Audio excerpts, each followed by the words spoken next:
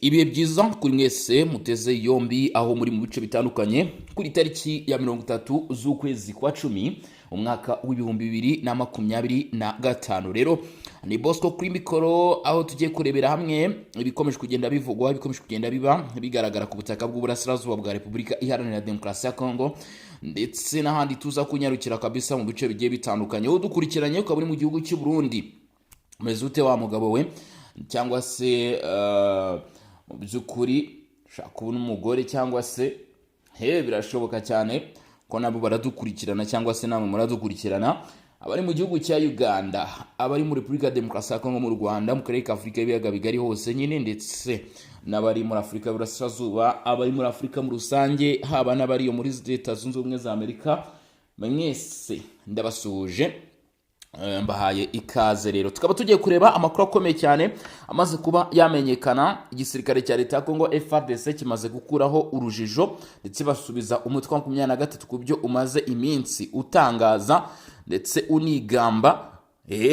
Hari icyo bamaze gutangaza kabisa FARDC, ndaza kukikubwira nivuye inyuma nawe uca ku ruhande. Ibi bintu ndabona nta mikino irimo kabisa. Ni mu gihe Tshisekedi yatoranyije umukandida umwe muri 12 bifuza gusimbura bita Vital Kamerhe mu nteko. Ibi nabyo ndaza kubigarukaho mbikubwire. Wa mudamu uherutse gushyira amashusho yafashwe nk'abirukuza soni ku mbuga nkoranyambaga, ubarizwa mu gisirikare cya leta ya Kongo FARDC, yakatiwe ikihe gihano, ndaza kukubwira ibyo ari byo, nabyo tubirebere hamwe kabisa. Ntabwo twasohoka muri amakuru, nakubwiye ko kugeza kuri ubu ngubu amwe mu makuru akomeje kugenda amenyekana agaragaza yuko ibintu birimo birahinduka isa ku yindi ku butaka bw'uburasirazuba bwa Repubulika Iharanira Demokarasi ya Kongo. Drone zafashe hasi hejuru wa muntu we, naho abo mu mutwe wa 23 bafite ikibazo gikomeye cyane ihurizo kubo baherutse kwinjiza mu gisirikare cyabo, dore ko kuri ubu ngubu amakuru arimo atugeraho avuga ko benshi muri aba barwanyi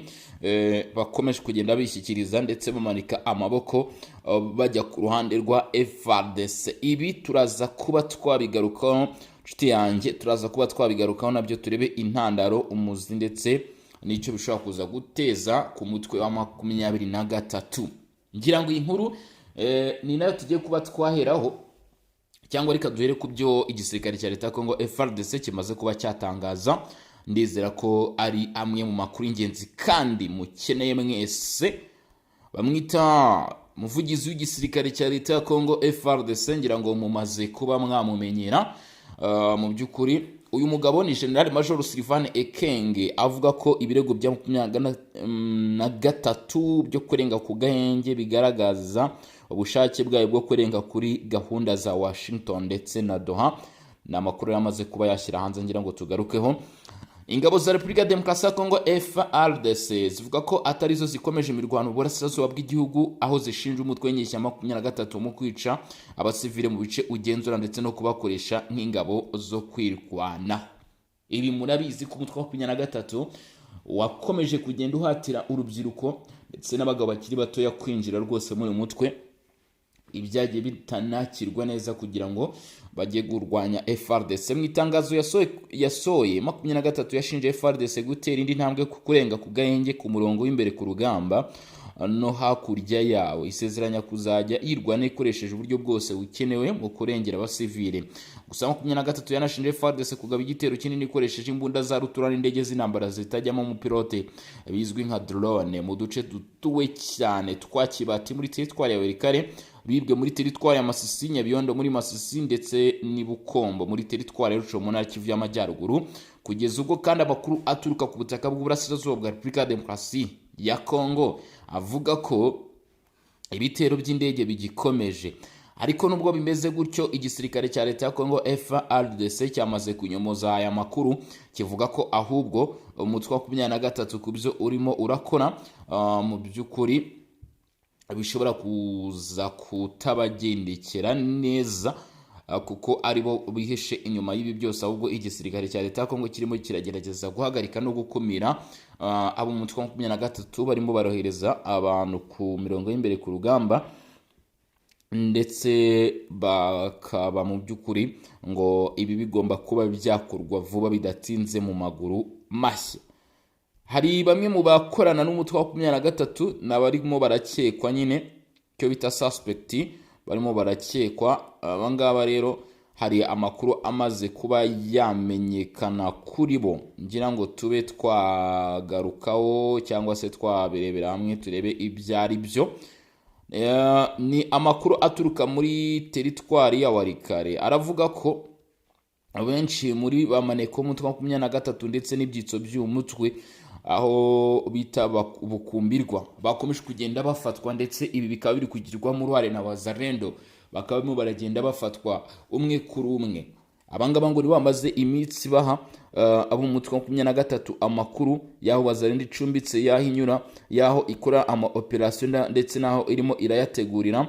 Ni kubwizo mpamvu rero Wazalendo nabo bakomeje kugenda bakora ama operation agiye atandukanye yo gukurikirana akantu ku kandi mu by'ukuri ibijyanye n'aya makuru cyangwa se gukurikirana uko bihagaze. Iyi ni indi ntsinzi ikomeye cyane, ni indi ntambwe ikomeye cyane aba basore bo muri Wazalendo babateye guhagarika umwanzi gutya kuri iki kigero. Bavuga ko rero kandi nanone bamwe mu basore bo mu mutwe wa 23 harimo abahoze mu gisirikare cya leta ya Kongo FARDC bafashwe bakabura uko bagira, ndetse n'igipolisi bakaza kujya muri mutwe bagabwa imyitozo aho bayiherewe Canzu ndetse na Rumangabo, bakaza gukora icyo bita pass out kuri bakaba bakomeje kugenda berekezwa mu bice bigiye bitandukanye. Abandi akaba ari mu rubyiruko rwagiye rufatirwa mu biturage bigiye bitandukanye, hanyuma rukajya guhabwa imyitozo. Kuri ubu ngubu biravuga yuko kugeza kuri iyi saha biravugwa yuko abangaba barimo umunsi ku wundi barimo barishyikiriza Wazalendo ndetse n'igisirikare cya leta ya Kongo FARDC, bakavuga ko mu by'ukuri badashobora kuba bakomeza kurwanira umutwe wa 23 ndetse bifuza gukorana ahubwo n'igisirikare cya leta ya Kongo mu guhagarika ibikorwa by'umutwe wa 23. Andi makuru akavuga ko ibi ari na bibi cyane, ni bibi cyane ndetse n'ihurizo ridasanzwe rikomeye kuri umutwe wa 23. Uti kubw'izihe mpamvu? Kubera yuko bigaragara neza rwose yuko abangaba bashobora kuza gutanga amwe mu mabanga, bashobora kuza gutanga amwe mu makuru mu by'ukuri y'uyu mutwe wa M23 babashije kuba bamenya yose, kuko uko biranda kose niba bishyikirije ku bushake ndetse bakaba bafite ibyo bamenye. Ibyo byose rero biraza kurushaho kugenda biramenyekana, ari nayo mpamvu wumva byinshi mu makuru ari kugenda ajya hagaragara amwe mu mabanga menshi y'uwo mutwe wa 23 arimo ararushaho kugenda ameneka. Nta bundi buryo rero nuko birimo biragenda, nkeka ko ahubwo birahuriyeho umuriro ndetse n'amakara ashyushye, kandi bugukora ibyo ngibyo n'ubundi n'ubusanzwe n'ubundi FARDC ndetse na Wazalendo bakaba ari bubi uyu mutwe wa 23. 23 irashinjwa gukora ubwicanyi. Aha ni hehe rero? Ni muri teritwari ya Rucuru. Reka nze nkubwire iby'aya makuru nabyo mbere uko dukomeza. Baravuga ko abantu bagera kuri 16 baguye mu bwicanyi bwabaye mu ijoro ryo kuwa mbere kugeza kuwa kabiri tariki 28 ukwakira 25 mu butegetsi cyangwa se bita shoferi ya Bwito muri teritwari ya Rucuru mu ntara Kivu y'Amajyaruguru, nk'uko byatangajwe n'ubuyobozi gakondo bwemewe ku mugaragaro muri aka gace. Bwatangaje aya makuru buvuga ko ubwicanyi bwabereye bane, usibye abo bishwe ngo abateye bakekwa ko ari abarwanyi b'umutwe wa 23 ndetse bakaba baranakomerekeje abandi baturage benshi ahangaha. Nyamuraga Kikandi Rafaeli nimero ya mbere muri Bwito yagize ati abantu ba 23 bakoze ubwicanyi nyuma yo kugenda kwa Wazalendo bari bamaze kwigaraka gace by'agateganyo. Ngo Wazalendo bafashe agace kabiri mu bwicanyi by'agateganyo, hanyuma 23 ihita ihagaruka ikora ubwicanyi, ndetse abasivile benshi ngo bakaba barahohotewe. Nk'umubare w'agateganyo w'abantu bapfiye ahangaha ngo nabagera kuri 16, ngo ariko abakomeretse bikabije nabo bakaba ari benshi. Bishoboka ko hari na bamwe mu bajyanwe ku kigo nderabuzima ari n'abashaka gukomeza kubura ubuzima. Nyuma y'ibyo kandi ubwo ubutegetsi gakondo bwagaragaje ko abo bagabye igitero bivuga ko barimo gushakisha urubyiruko bamwe bitaga Wazalendo bangayikishije abaturage, ngo barimo gushaka ko kumenya niba hari wazalendo baba basigaye muri bice ndetse nabo bajyana mu kubarwanira, ariko ngo ibi bikaba byakomeje guhangayikisha abaturage baho, ngo ndetse igikorwa cyo kirutse kuba cyagaragayemo ubu bwicanyi kikaba cyarabaye amasaha agera kuri 2.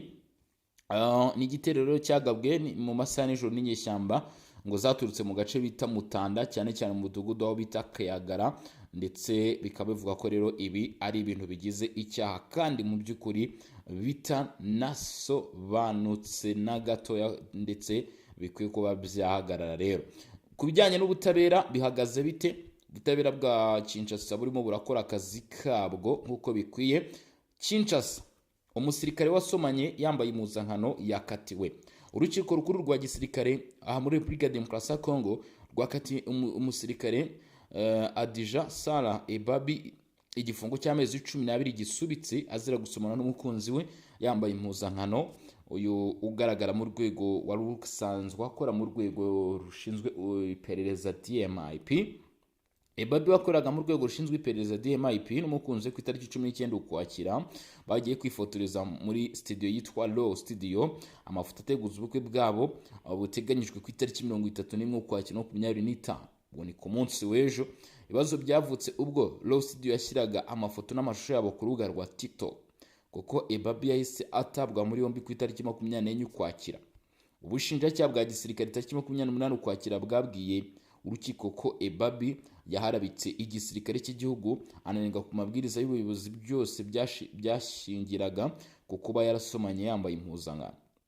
Ebabi yabwiye urukiko ko Law Studio yemerera ko ariyo yashyize ayo mashusho n'amafoto kuri TikTok itabanje kumusaba uburenganzira, bityo ko ari ikwiye gukurikiranwa, byaba ngombwa ikabihanirwa. Ubushinjacyaha bwamusabiye igifungo cy'imyaka 10. We asubiza ati urukiko nirungire umwere, nzashima Imana, nirumamo ibyaha nabwo nzashima Imana umugenga w'ibihe byose. Ku mugoroba ku itariki 29 Ukwakira urukiko rwahamije Ebabi kurenga ku mabwiriza agenga igisirikare, rumukatira igifungo gisubitse. Bisobanuye ko Ebabi azakora ubukwe nk'uko yabiteganyije, ariko igihe cy'amezi 12 asabwa kwitwarika kugira ngo atazajyanwa muri gereza. Byanze bikunze aramutse akoze indi faute iyo ari yo yose. Dukomeje n'amakuru aturuka Kinshasa. Perezida Felix Tshisekedi wa Repubulika ya Demokarasi ya Kongo yatoranyije umukandida umwe muri 12 wifuzaga guhagararira ihuriro Union Sacrée mu matora ya perezida w'inteko ishinga amategeko. Uyu ugomba gutorwa akaba agomba gusimbura Vital Kamerhe uretse kwegura. Vital Kamerhe uyobora ishyaka UNC yeguye kuri uyu mwanya ku itariki 22 Nzeri nuvuga mu kwezi kwa 9 uyu mwaka, nyuma y'igitutu cy'abamushinjaga gucunga nabo umutungo no gutesha agaciro inteko ishinga amategeko. Ashingiye ku bwumvikane bw'amashyaka agize Union Sacrée, byari byitezwe ko musimbura wa Kamerhe azatangwa n'ishyaka UNC, ariko andi mashyaka arimo UDPS ya Tshisekedi yabirenzeho atanga abakandida bayo. Christophe Mboso Ngodia usanzwe ari vice perezida wa kabiri w'inteko yafashe icyemezo cyo kwegura kugira ngo ahatanire gusimbura Vital Kamerhe. Yavugaga ko ubunararibonye afite bwamufasha gusoza inshingano neza. Tariki 22 Ukwakira Willy Buhini Mshiki wo mu ishyaka PAP yarwanyije igitekerezo cyo gusimbuza Vital Kamerhe, umunyamuryango w'ishyaka rye, agaragaza ko ibyo bidashingiye ku ihame rya demokrasi. Depite Mshiki ukomoka muri teritwari ya Warikare mu ntara y'Kivu y'Amajyaruguru yagize ati Union Sacrée nifite abayihagarariye mu nteko, bityo rero nta mpamvu yo gushyiraho umukandida umwe. Umunyamabanga uhoraho w'iri huriro André Mbata yatangaje ko Perezida Tshisekedi yatoranyije umukandida watanzwe na UNC Boji Sangala Aime kugira ngo abari we urihagararira mu matora y'inteko. Asaba abari batanze kandidatire kumushyigikira. Depite Boji uyu akaba akomoka muri teritwari ya Walungu mu ntara y'Kivu y'Amajyepfo, yabaye minisitiri w'ubucuruzi mpuzamahanga, abaminisitiri w'inganda, abaminisitiri ushinzwe ingengo y'imari hano muri iki gihugu cya Repubulika ya Demokarasi ya Kongo. Akaba ari we uhabwa amahirwe ku ruhande rw'ishyaka rya Perezida Felix Tshisekedi, ndetse umukuru w'igihugu Felix Tshisekedi akaba yaranamuhaye umugisha. Rero nyemera rero dusubikire aya makuru ahangaha, hanyuma ibindi turaza kubireba mu masaha ari imbere, aho tuza kuba dukurikirana n'ibindi bigiye bitandukanye no kugenda bivugwa ndetse binagarukaho hirya no hino mu bice bigiye bitandukanye.